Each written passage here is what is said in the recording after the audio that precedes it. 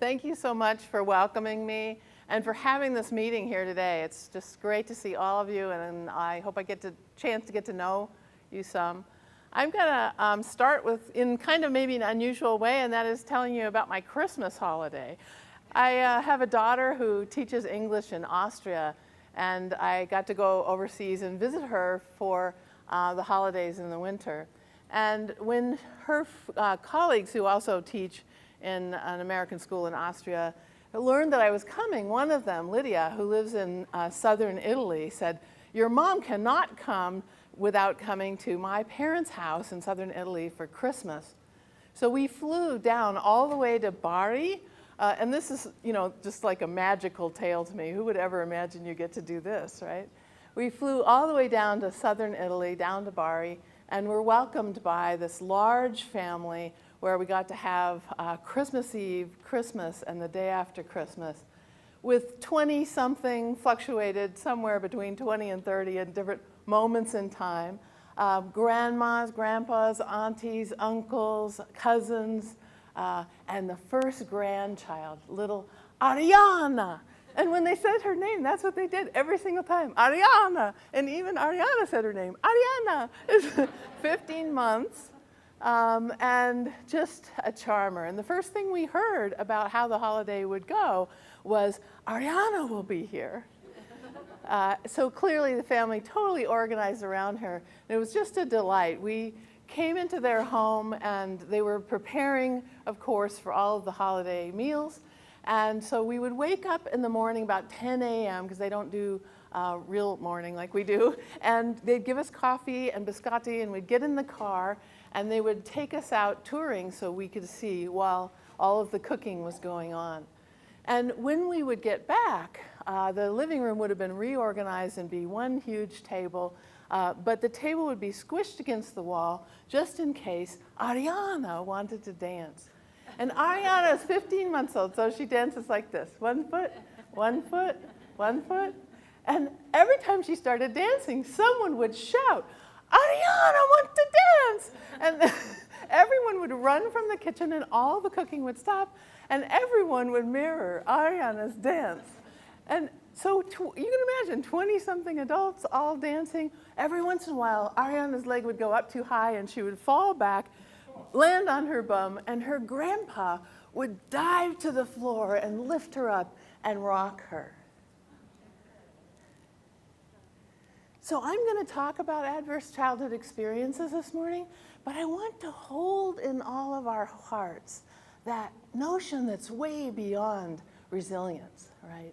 It goes to that magical cherishing of human beings, that celebration moment by moment.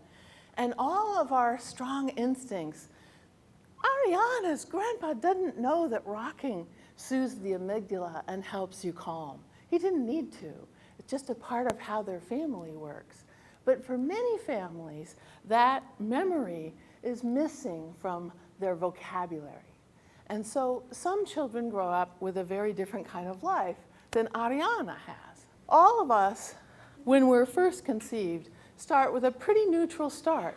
And all of us are adapting to our experiences. Our brains, our bodies, our immune systems, all of us are adapting. Our brain is preparing for the world we'll be living in. And some children live in a dangerous world, a world with either episodic danger that can't be predicted, so they're always looking around for the next problem to come, or with constant danger where their cortisol levels or other stress hormones and neurotransmitter levels are elevated in their bloodstream and their brain and affect the development of the brain. And we know that people who grow up with lots of toxic stress, we call it toxic stress because cortisol, one of the stress hormones, is actually toxic to developing neurons, the cells in the brain. And so cortisol will change the functioning and can actually kill the cells. So when we say that we're adapting in pretty dramatic ways with changes to brain function, brain volume, and the regulation of our bodies. So people who grow up with this toxic stress develop fairly predictable characteristics. They could be more hypervigilant, quick to anger, quick to act also, slow to soothe.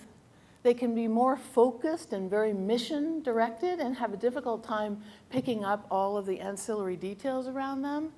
They can have a hard time picking up social cues and understanding what they're seeing in the environment. Some people can have a difficult time even navigating the physical space around them. And these characteristics, actually, I was taught when I was in college that this whole track was maladaptive, but that's not true. Scientists have broad agreement now that we are adapting to our environment, that all of this is adaptation, not maladaptation. Because these characteristics are actually very valuable and help the species to stay alive if we have to live in a dangerous world our whole lives. And some people grow up in a really safe world. And those people also develop pretty typical characteristics. They can be more relationship-oriented, more oriented toward process. They're the people who will talk things through even when it would be a good idea to jump up and run. Actually, I thought this bottom track was adaptive, except when my daughter got to about age 14, and I kind of wanted her to get up and run. So it has its downside as well. And the trick we were taught by Dr. Martin Teicher, who is the neurobiologist we worked with for many, many years. Marty Teicher is in charge of neurobiology and biopsychiatry research at Harvard Medical School and McLean Hospital. He teaches doctors all over the world, an amazing rock star scientist. We're so lucky to learn from him. And he taught us that it's not really so much which track you grow up on that creates the big challenge. It's the dissonance between how your biology has adapted to your childhood and what society expects of you. And so if, in fact, you are expected to sit calmly, to talk things through, to never have an emotional spike, to always be able to pick up on all the cues around you and have all the opportunities that you're noticing, but your body adapted to the top track, and so instead you do have emotional spikes, and you're quick to act and slow to soothe, society can be very critical of you. In fact, how do we treat people who grow up on the top track? How do our big systems, our education, our juvenile justice, our school systems, how do they treat people who are hypervigilant, quick to act, slow to soothe, have difficulty talking things through? We diagnose them with ADHD often as a, there are other diagnoses, sometimes I hear shouted out. What else? Yeah.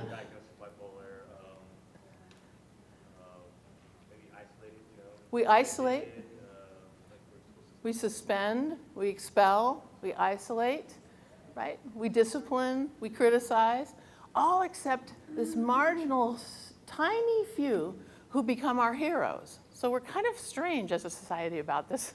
Some people become the firemen, the sports heroes, the military heroes, right? These are actually characteristics that can be useful if, in fact, what you need to do is stay a little bit distant from what's actually going on in order to act and jump in decisively and to take care of saving your life and the lives around you. The last thing I want to say from the neuroscience is that we actually have different experience of reality moment by moment.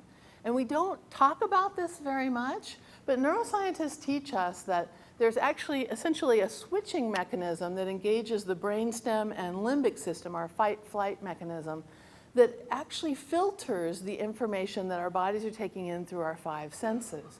So that information comes in through our five senses, and our limbic system and our brainstem, in a fraction of a millisecond, makes a decision for us that the information will be filtered all the way in to be processed in our frontal lobe so we can make decisions about it.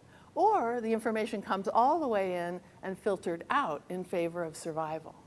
And of course, this isn't a one kind of thing versus nothing. It's a very complex array. So we're actually experiencing sensory experience that's different from one another in this very moment.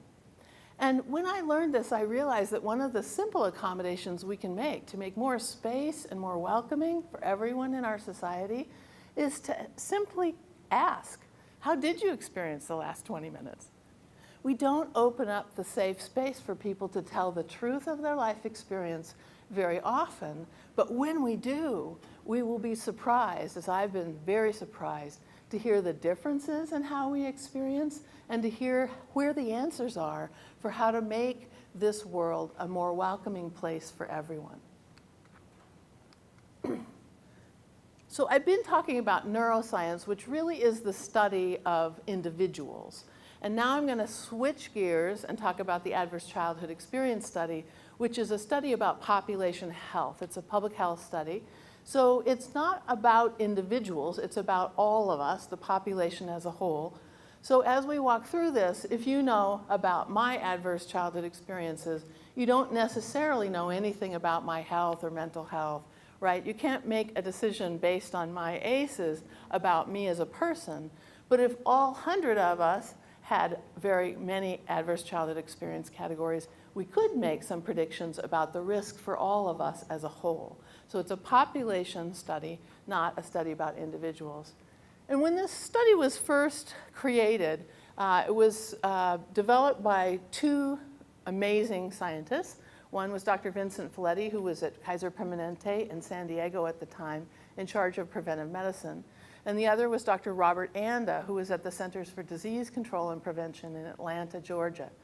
And Dr. Anda had been studying heart disease and had been on the team in our nation that had developed the nation's preventive strategy for stopping death from heart disease. He had won international awards and national awards for that work. And that work really was about the top 3 rungs on this pyramid. It was about identifying risk for heart disease so we could reduce disease and early death. And actually, the prevention science at that time was entirely about that. And so one thing that's remarkable about the ACE study, the Adverse Childhood Experience, ACE or ACE study, is that they were testing a completely new hypothesis.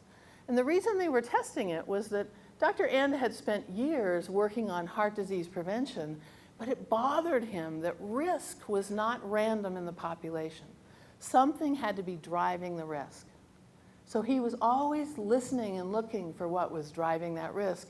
And he theorized when he met Dr. Folletti and heard some of Dr. Folletti's experience from the Kaiser Permanente clinics, he and Dr. Folletti theorized that perhaps adverse childhood experiences were driving social, emotional, and cognitive impairment was the word they used then. We would use the word adaptation. In fact, I just noticed in Rob Anda's slides that he changed that word now. Adoption of risk factors, et cetera. That ACEs are actually driving the kinds of adaptations in our bodies that lead to disease, disability, and social problems. This is the largest public health study of its kind, over 17,000 participants who not only answered a full health assessment plus all about their childhood adversities, but also gave access to their medical records through the rest of their lives. So it's a retrospective and prospective study. We're learning from that cohort of people every year.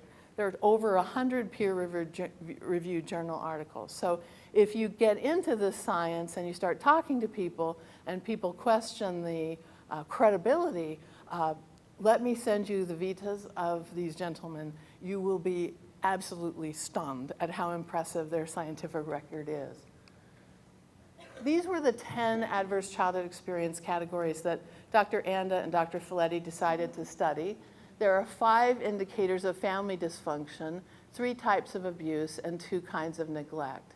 So they asked adults whether in their childhoods, before their 18th birthday, they had a mentally ill, depressed, or suicidal person in their home, if they had a drug-addicted or alcoholic family member, if they had parental discord as indicated by separation, divorce, abandonment, if they witnessed violence against their mother, if they had incarceration of any family member.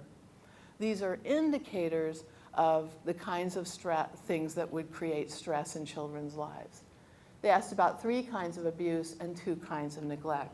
Now, these scientists never thought this would be the entire list of adversities in childhood. They knew, well, that there are many kinds of things that can create toxic stress. Interestingly, though, the neuroscience that I just shared with you wasn't yet published and the findings weren't yet made. And so they were theorizing based on what they'd observed in epidemiology. So before I talk more about the ACE study, I want to just back up and give you a sense of the magnitude of the findings here in this study. Imagine yourself in the 1840s and 50s living in the British Isles. In fact, imagine yourself living in London, and every few years a wave of cholera would sweep across the British Isles and kill tens of thousands of people in each sweep. Families would wake up in the morning and everyone would be alive and well, and by nightfall, half of the people would be gone. It was a devastating, devastating time. And at that time, everyone felt they knew the answer to this problem. They knew the cause of these deaths was miasma, the smell in the air. So you can remember all those old-fashioned pictures where they had big incense sort of containers hanging from the street lamp holders? Well, that was to get rid of the smell in the air because everyone was sure that it was the smell that was killing people. That's a mental model. So when we have a mental model, a belief about the truth, our brains actually filter out all the other information, and we only let in the information that matches our belief because we know that's the truth, right? All of us do that because that's the way brains work. But if we develop a learning community together and we develop the habit of questioning and saying, is there another way to think about this? Then we'll be like Dr. John Snow. Dr. John Snow said to himself, and probably his close friends, it just doesn't make sense. I can't line up the facts. Because people aren't dying of lung symptoms. People are dying of intestinal symptoms. It can't be the smell. It has to be something else. And so when the next wave of cholera came into London, he began to do something we call shoe leather epidemiology. He just put a little X on a map every time there was a death. And unfortunately, it didn't take very long to make a very clear picture. The picture was all the X's lined up around one water pump, the Broad Street pump. So imagine you're in your home, Dr. Snow is your friend, he runs to your house and he says, I've got it, look at this map. It's the water. What do? Stop drinking the water. Anything else? I mean, that's really an important thing to do. I think you would do two things. I think you'd stop drinking the water, and I think you would tell people, stop drinking this water. And in any major public health discovery, for the first decades or even 100 years, those are the actions that save lives. We tell everybody, and we take action in our own domain. It would be over 100 years before we had clean water law, right? So I'm urging you today to think about who you'll tell and what action you'll take as you learn more about this science in your own sphere of influence, because that is, in fact, how we will save lives in the next few decades. The ACE study is as large a public health study as the discovery that water could carry disease. And I'll show you why. So when the scientists looked at those 10 categories, they found that ACEs rarely come alone. If you have one category of adverse childhood experience, it's very likely that you'll have more than one. In fact, 87% of the people who had one category of ACE had more than one. So it didn't make sense for them to study one category of ACE at a time, which, by the way, was how all the literature prior to the ACE study was structured. It made more sense to look at how the accumulation of multiple categories added up. And so the scientists made a simple way of looking at accumulation. They made an ACE score. Each category of adverse childhood experience counts for 1 point. And so the score in the original study was 0 to 10. When we learned about this study in Washington, we began to do education about it because it is such a powerful finding. And we did education all across the state. And that led to us actually putting an ACE module, a set of ACE questions, into our behavioral risk factor surveillance system survey, which is a telephone survey of adults. And when you do that, the module from the CDC doesn't include the neglect questions because the neglect questions didn't make it all the way through their very rigorous testing through focus groups, et cetera. So in the Washington data, which I'm going to show you, the ACE scores are 0 to 8. So the first finding we had in Washington was the biggest finding from the ACE study as well, and that's that ACEs are common. ACEs cross all socioeconomic lines, they cross all ethnicity and racial lines. ACEs are us. Nearly 2/3 of the adult population has at least one ACE. 26, almost 27% of the adult population have 3 or more categories of ACE, and about 5% have 6 or more. The next finding is really interesting, and it has to do with a test they use in epidemiology, the gold standard of inferring cause, which was developed by Sir Bradford Hill. And it has actually 9 tests, but this is the one of those 9, and the ACE study meets all 9. But this is the one test that creates these visual graphs that I'm going to show you. It's the dose-response pattern. And in the dose response, you all know it, right? You put more gas in your car, you can drive more miles. Or in this case, it would be more like the less gas you have in the car, the less miles you can drive. We're talking about along the bottom, the dose of adverse childhood experience. So in the charts we'll show you there are ACE scores along the bottom. And the vertical axis is how much risk for a particular condition is in the population. So what we can see from Washington data and the original ACE study data is that ACEs are driving a significant part of risk for disease. So let me talk you through this first chart about smoking in Washington. This was actually in 2009. And once I've done that, you'll be able to read all the charts because they all read the same way. And really, you don't have to read the detail. If you just look at the pattern, that stair-stepped pattern from lower to higher is a classic dose-response pattern. So along the bottom, you see groups of people. The group with 0 ACEs, 1, 2, 3, the group with 4 or 5, and the group with 6, 7, or 8. And you can see that among the people with 0 ACEs, about 10% were smoking. Among the people with 1, 13%, 2, 11%. Among the people with 3 ACEs, 16% were smoking. And it goes on up to 28.5% of people with high ACE scores were smoking in 2009. This is after our state invested millions and millions and millions. Did I say millions and millions and millions of dollars helping people quit smoking and preventing people from starting?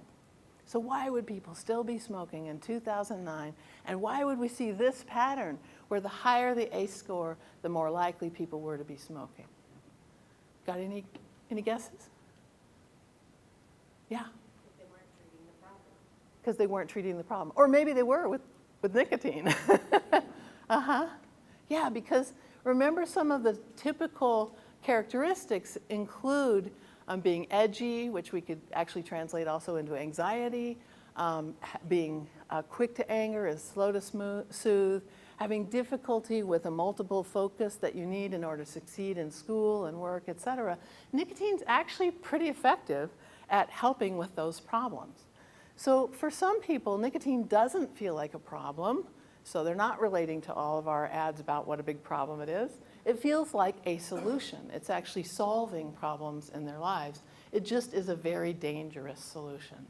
So that gives us a hint about what we need to look for. People's behaviors have a reason. And so when we see people behaving in ways that create risk, we need to look deeper into what are the origins of that risk? What are the reasons? And can we help them cope and accommodate in ways that are much less dangerous? So you see the same dose-response relationship between having ACEs and having a drug problem, which goes from 1% to 12% as ACE scores rise. And we could have charts for all of these: drinking and driving, being addicted to drugs, ever injected drugs, and it goes on and on. We can also see from the ACE study and from the Washington data that a large portion of chronic disease is driven by adverse childhood experience. 25% of cancer, 24% of cardiovascular disease, large percentages of chronic disease in our population have their origins in adverse childhood experience. And you can see these dose response. where there's almost a doubling of risk for cardiovascular disease from 0 ACEs to the 6, 7, or 8 category, and for asthma from 1% to 12% as ACE scores go up. Asthma is interesting because we have a brilliant researcher in our state, Dr. Christopher Blodgett, who's working with elementary school kids, and he's seeing that asthma is one of the first chronic health problems that we see earliest in life associated with adversity in childhood. And a large portion of mental illness is attributable to adverse childhood experience. And if we had more time, I could talk you through the ages and stages in which brain regions are affected, and you would see why we have such a large portion of mental illness attributable to ACEs. We can see the effect of ACEs on anxiety, going from just under 2% to 15% of the population having anxiety disorder, and from 7% at 0 ACEs to 24% for people needing treatment for a mental illness. Again, we see the same dose-response relationship for all of these mental health challenges. One of the very highest relationships, correlations between ACEs and health conditions is the relationship to suicide attempts. And this data is from the original ACE study. We don't ask this question in the behavioral risk factor surveillance system. The blue bars are suicide attempts during childhood, and the red bars are suicide attempts during adulthood. And you can see the dose-response relationship in both childhood and adulthood, with 23% of adults with 7 or more ACEs having made a suicide attempt while they were adults. So if you have pockets in your community where you see suicide, or you hear from your youth surveys that you have youth seriously considering suicide, it doesn't mean that all of that is driven by ACEs, but a significant portion of that problem in our society is driven by the adverse childhood experience history of the population. So in Washington, we wondered, we could see ACEs are common, ACEs are interrelated, ACEs are driving mental, physical, behavioral health, and other problems throughout the lifespan. So we wondered, what about our teenagers? We knew that about 26.5% of our adults had 3 or more ACEs. So we did an interpolation, a statistical bridge between our youth survey and our adult survey to learn about our 10th graders. This is an average 10th grade classroom in Washington. We have no reason to believe it would be very different from your 10th grade classrooms. In fact, the other states that have done the adult survey have found very similar patterns to Washington and the original study. And what we found really alarmed us, because in a typical high school classroom, 42% of our 10th graders have 3 or more ACEs. 26.5% of our adults have 3 or more ACEs, 42% of our 10th graders. Now, we'd already worked with a statistical modeling expert, a corporate expert, in looking at complex systems, and we knew that ACE scores will escalate generation to generation unless we're intentionally interrupting them. But we didn't understand that there could be this big a jump. We hear our teachers in Washington saying, classrooms are really different now. It's because they are different now. We hear kids saying, you just don't get our lives. It's because we probably don't get their lives. Because they're carrying an ACE burden that is very significant. And with that burden for them as a population as a whole, they are also carrying risk for disease, disability, and lifelong challenge. So this is a generation that will become the next parents. This is a generation that we'll need to support in very different ways in order to help them have the power to prevent ACEs for their children. When we are talking to business leaders, sometimes to foundation leaders, we talk some also about ACEs and work-life experience. And ACEs are actually driving challenges in our productivity. In fact, we had one Boeing executive say after he saw this data, this is the thing that will stop us from being globally competitive in the next century. Yes, it is. Because ACEs are affecting work-related injury and illness. They're affecting the things that cause productivity to drop, like relationship problems, hopelessness, drug, alcohol, health limits, etc. Look at this dose response to missing work. So about 4% of the people with 0 ACEs missed 10 work days in the last month, half. And 20% of people with high ACE scores missed 10 work days in the last month. I don't know about you, but the last time I missed 10 work days in a month was when I was in Italy with my daughter. I don't think I've ever missed 10 work days because of illness. I'm so lucky, right? Because 20% of people with these high ACE scores are regularly not being able to do their usual lives. So in Washington, let me just sum it up. Dr. Chris Blodgett's work, amazing work. He's developed a way to learn and approximate ACE scores among elementary kids without asking the kids or families. His method is published in a peer-reviewed journal, and you can find it online. He's using the knowledge that adults in the school already have about the kids. So undoubtedly it's underreported, but a nice method to consider. He estimates that 12% of our elementary kids have 3 or more ACEs. By high school, that it jumps to 42% having 3 or more ACEs. Our court-involved youth, of course, have higher ACE scores, and that shouldn't surprise us really, given the predictable characteristics that you would develop. But here's the fact that really caused a shift in our dialogue in our communities, that 85% of our kids in juvenile courts who had high ACE scores began to be suspended from school in 2nd grade. So if you're not safe at home and you're not welcome at school, we shouldn't be surprised that you're knocking at the court's door. We also have learned, because we've added other questions to our behavioral risk factor surveillance system, that ACEs are driving adult adversity, incarceration, worker injury, et cetera, but you might recognize that top 5. Those are the 5 adult conditions that become ACEs for the next generation. Remember the 5 household dysfunction, and so we actually can start looking at intergenerational transmission of ACEs because we're measuring these 5 things. You can't ask on a telephone survey, have you hit your children in the last year, right? I mean, you're not going to get a good answer to that question. But you can ask about these things. And we've done all the cognitive testing. We're getting solid results there. And what we can see is that parenting adults with 5 or more ACEs, parenting adults with high ACEs, are 14 times more likely to be passing multiple ACEs on to their children. That's even when they're successful preventing child abuse and neglect. So this is one of the ways that ACEs go up generation to generation, is that our normal response to toxic stress might include difficulty with relationships, risk for substance abuse, etc.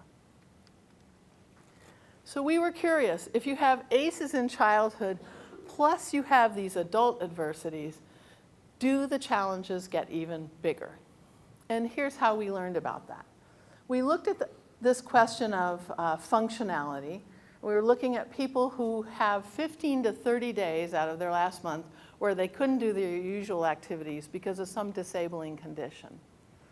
And we looked, all the people that are represented in this chart have 3 or more ACEs. And in this first bar, these are people with 3 or more ACEs plus 0 of these adults' adversities, right? And about 4% are missing half to all of their month, where they can't do their usual activities. People with 3 or more ACEs plus 1, about 5.5%. 3 or more ACEs plus 2 jumps to 18% of those people are missing half to all of their month, where they can't do their usual activities. And look at this.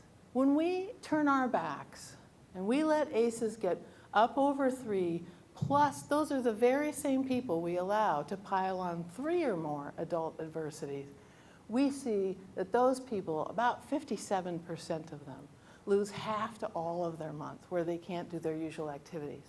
So if you work in a service system and you hear people saying, why don't they show up? Remember this slide. They might not be able to show up in any part of their lives very easily. And we have simple changes that are happening in our systems now. One very simple one is instead of saying you missed your appointment, people can say, we missed you. How do we set this up so that you can actually be a participant and be both someone who receives help and someone who gives help? Because no one likes to be on the receiving end all the time. So here's the strategic direction. Parents are the people with the most power to prevent ACEs in the next generation. There's nobody else that has more power than parents. Parents are where it's at. So we can have all the systems in the world, but if we're not successful in helping parents in their lives in ways where they can prevent ACEs from piling up to 3, 4, 6, 7, 10, then we will have failed that next generation. Parenting can feel a lot harder, and this is why.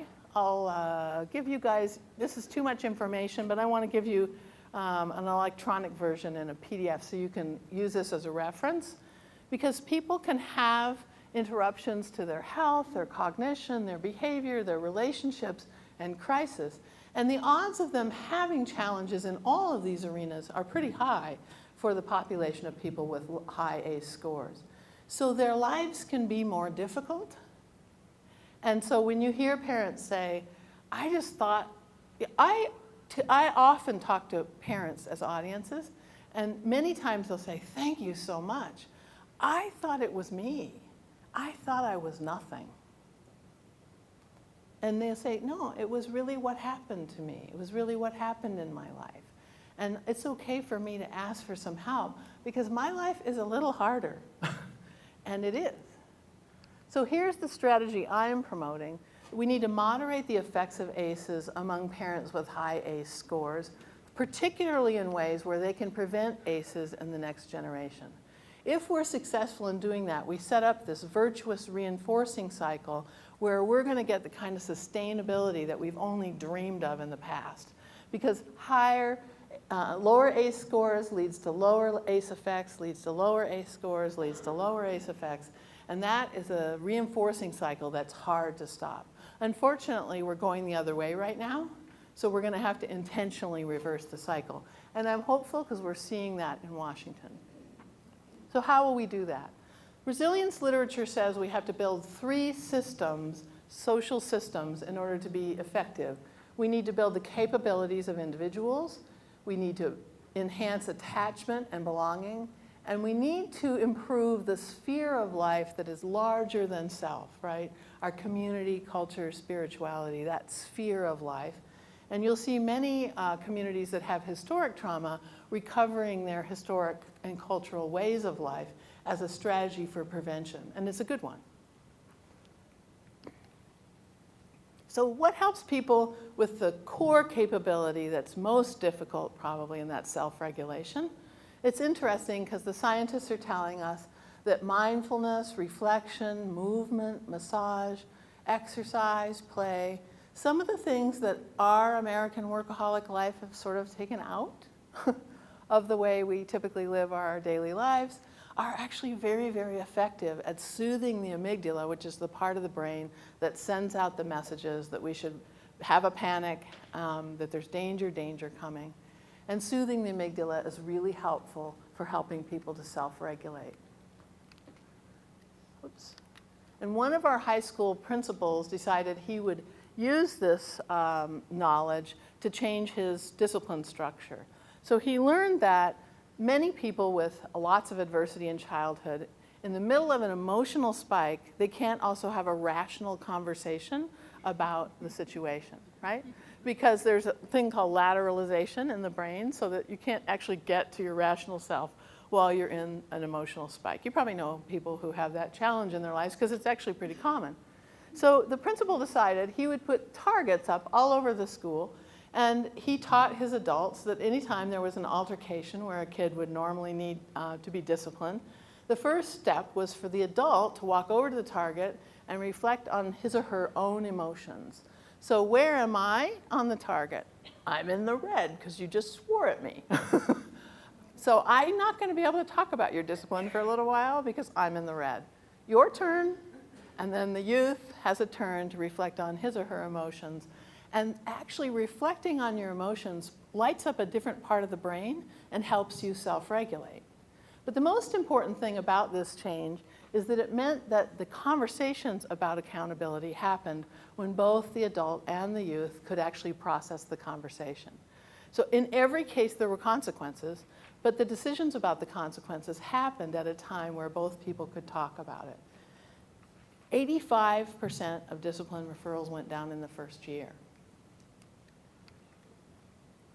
So what generates belonging? This is a list, you can glance through it, but I want to make the point that rhythm and ritual make a difference for human beings. One of the ways we help people belong is we have regularity and rhythm in the ways we engage. That's why we have holiday rituals, that's why we have celebrations. But in our society, we've started to schedule more randomly. And so we have these community events, and they're this time, but the next time parents can get together, oh, we don't know, might be another time. And when you think about it, well, Dr. Perry, who's a very famous neuroscientist who's working on practice changes based on this science, says that the reason rhythm is so important is in the womb, we're next to the heartbeat. So at every cell in our body, that beat is soothing and a part of us that we can never separate from. So I want to urge us to think about the rhythm and ritual and regularity with which we engage parents in whatever it is we're doing with them. I want to show you the power of social emotional support. In our behavior risk factor surveillance system, we ask, how often do you get your social emotional needs met? And they answer rarely or never, sometimes, or always or usually. The blue bars always or usually. And these are stress-related diseases, the first one being cardiovascular, the middle diabetes, and the right treatment for mental illness. And you can see that people who always or usually have their social emotional support needs have less stress-related disease, cardiovascular, diabetes, and treatment for mental illness. And we know that the treatment for mental illness is also aligned with mental illness symptoms because we also added the Kessler scale, which is a symptom scale, to our BERFIS, and we could check against it. So actually creating social emotional support is something we can all do. In our work, in our daily lives, we can think more in terms of group, networks of relationships. How do we offer opportunity in that way? And finally, what builds community? So we found 4 variables that are very, very important. One is leadership expansion. What I mean is everyone who wants to help is a leader. So making space for more people across the economic lines, across cultural lines, et cetera, to give and help is a really powerful act.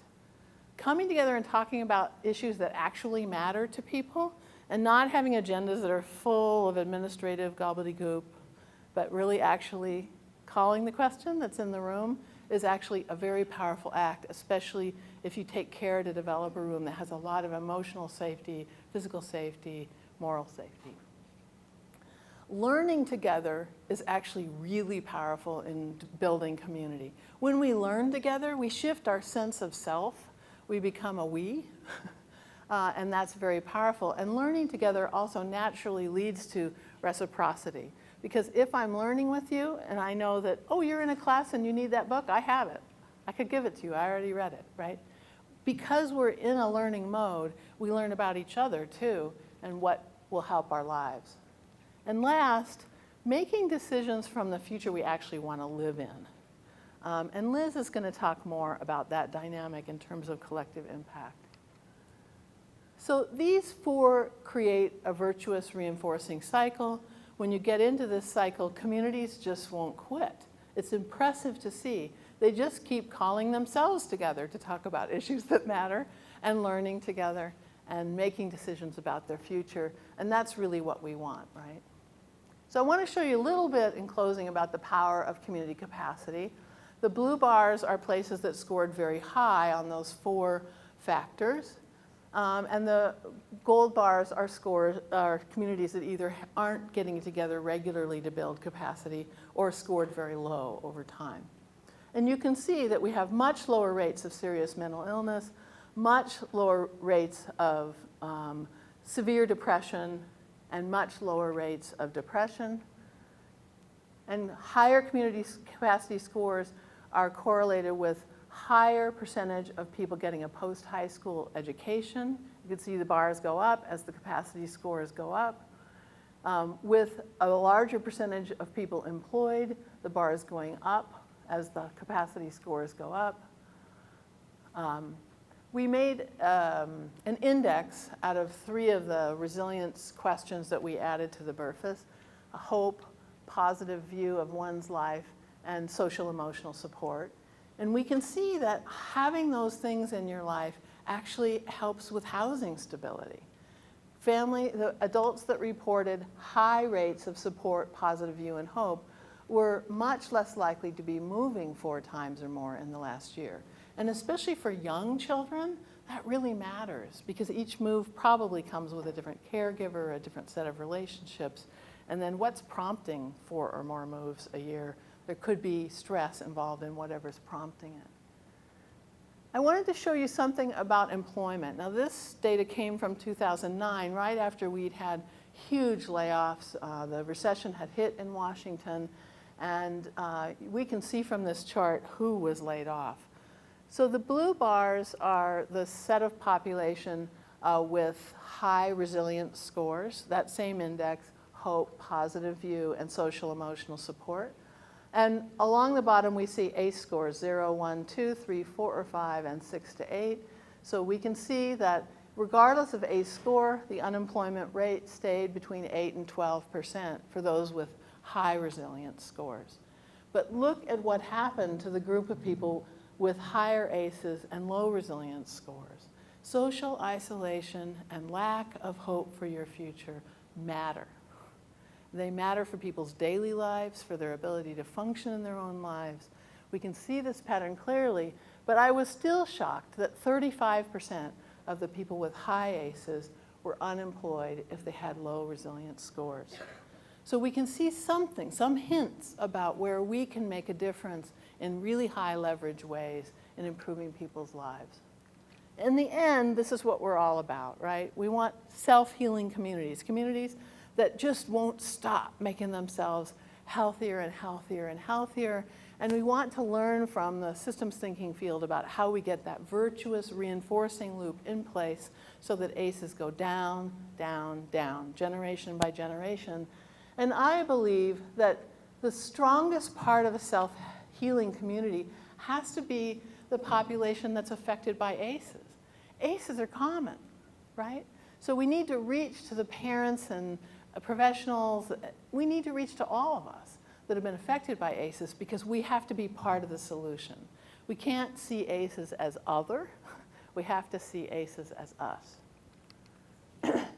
And here's the real prize we see from increasing community capacity. We see lower ACE scores.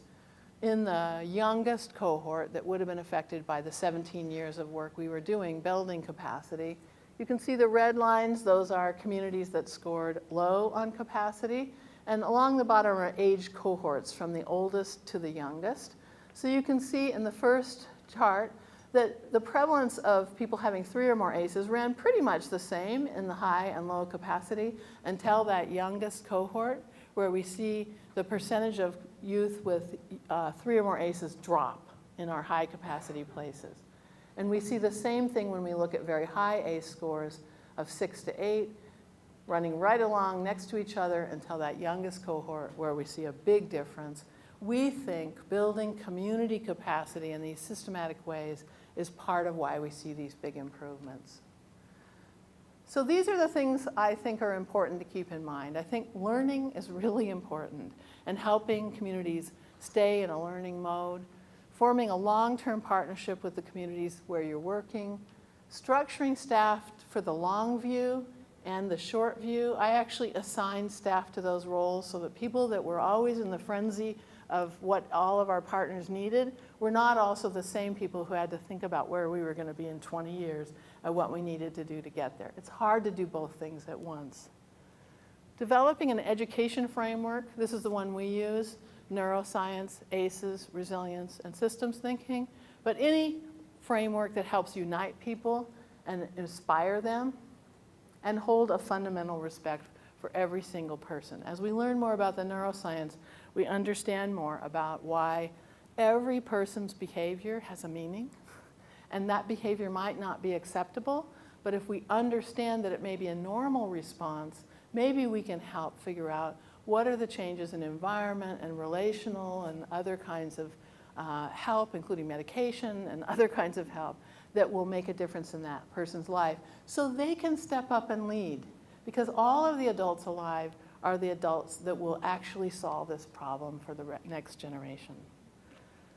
So this slide represents the reason that I think the ACE study is the largest, has the biggest magnitude of solution of anything in our time. It's because ACEs are driving a large percentage of so many different challenges in our society. So epidemiologists can calculate the amount of a condition that is attributable to or driven by a disease agent. So they can calculate how much of cancer is driven by smoking, for example, right? We've all heard those figures. This is population attributable risk. So this diagram shows you various different health conditions and health risks around the outer side, and the black oil spill in the middle represents the portion of those conditions that are attributable to ACEs. And you can see that more than 50% of marijuana use, anxiety, disability-interrupted days, life satisfaction, mental health condition that disturbs our ability to work, suicide, more than half of those are attributable to ACEs. 40% of depression, 22% of asthma, 36% of tobacco use, and 32% of binge drinking. We could have a lot of these pie-shaped diagrams because the attributable risk runs from 20 to 85%, and 20% is almost unheard of in public health. It's a very large attributable risk. But what's important is, as we weave this science through all of our work and our neighborhood organizing, we have the potential, like putting a sponge in the middle of that oil slick, of reducing all of these conditions concurrently. This is the only strategic leverage point where we have the potential of really seeing all of the rates come down at once. And we're beginning to see that in our communities where we're seeing the ACE scores drop. Lower cancer, lower drugs, lower drinking, lower accidental deaths, et cetera. It's really an amazing opportunity. So in closing, I want to just take you back to my friend Ariana. Because that's really what we want, right? We really want every child to have that life. Every parent, every grandparent to understand what it looks like. And if they have to fake it, then fake it for a generation to get there, right? We would go in the evening for this 6 hours of eating with course after course after course. And there was one evening, I think it was the last night we were there, where we were all sitting around the table. My daughter and I don't speak Italian. And we were all sitting around the table, and all of a sudden, all the adults start shouting at once, with their hands going like this. They're shouting, and they're clearly having some debate. And it's a friendly debate, but it's, emotionally rising. We had no clue what they were talking about. But it was very clear that there were many arguments happening at once, and that all of them were tracking all the arguments. It wasn't a problem for them. This was just the way they talk. It turned out they were debating whether piercings were okay. The generations, right? So little Ariana's sitting in her chair, and she's like, dop, dop, dop, dop, dop. And one of her uncles stands up out of his chair, and he says, "Everyone's quiet. Ariana wants to speak." Ariana jumps out of her chair, and she goes, "Dop, dop, dop, dop, Mamma Mia." I'm not suggesting we all become Italian, but we're making culture every moment. All of our interactions. If we think we are not the ones that can create culture change, we're fooling ourselves, because we are the ones who will do it. And now we have the science to tell us where to focus our effort, what information to weave through, so we're creating the culture change for the world we actually want to live in. Thank you.